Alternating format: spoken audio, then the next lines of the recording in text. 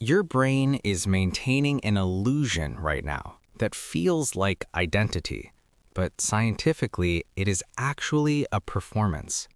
If I asked you who you are, you would probably give me a list of adjectives. I'm introverted. I'm anxious.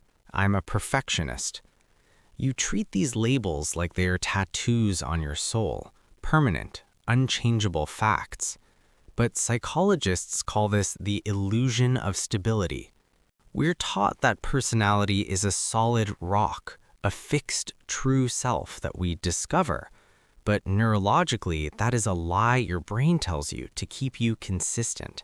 You aren't a fixed sculpture. You are a fluid reaction to your environment.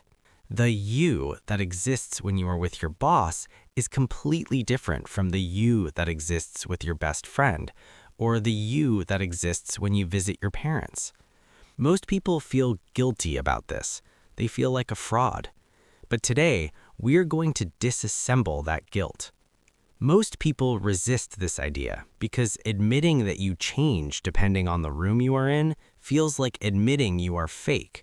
But here is the clinical reality. Your brain isn't designed for authenticity. It is designed for social survival.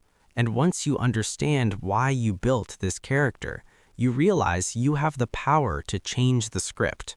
Here are the 3 psychological layers that make up the puzzle of personality, and why none of them are actually you.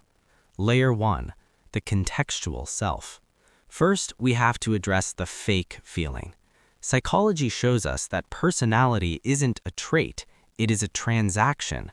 It happens between people, not inside people. Your brain is a prediction machine. When you walk into a room, it scans the hierarchy, the safety levels, and the emotional temperature. Then it selects the sub-personality that is most likely to survive that room. If you are quiet at work but loud with your friends, that isn't hypocrisy, that's efficiency. You aren't losing yourself, you're simply shedding a tool that doesn't work for the job. Layer 2, the calcified defense. Much of what you call your personality is actually just a collection of defense mechanisms you memorized in childhood. For example, do you call yourself a peacemaker? Or did you learn at age 7 that being quiet was the only way to avoid your parents' anger? Do you call yourself a perfectionist? Or did you learn that you only received love when you performed well? We often mistake our trauma responses for our identity. We say, that's just how I am. But a psychologist would say, no, that is just how you learned to be safe. You are clinging to a shield and calling it your skin. Layer 3, narrative identity. Finally, there is this story.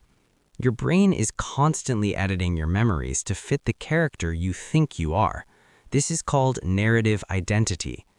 If you believe you are an unlucky person, your brain will actually delete memories of your good luck and highlight memories of your bad luck to protect your ego's story. We do this because the brain hates cognitive dissonance. It prefers a sad, consistent story over a happy, confusing one. You are literally editing the footage of your own life to prove your own limitations. Notice the resistance you might be feeling right now. It is scary to realize that you are not a fixed object, because if you aren't fixed, it means you have no excuse to stay the same. The fear you feel at the idea of changing isn't because you can't change, it's because your ego is terrified of dying. It wants to protect the story, even if the story is making you miserable. But here is the liberation. You are not a noun, you are a verb. Personality isn't DNA, it is a habit, and habits can be broken. Psychologists call this volitional personality change. You can literally choose to practice being extroverted or practice being disagreeable, just like you practice a sport. So instead of asking, who am I? Ask, who does this situation require me to construct? Stop trying to find yourself. Start building yourself. If you're ready to rewrite the script, subscribe to Mind Blueprint.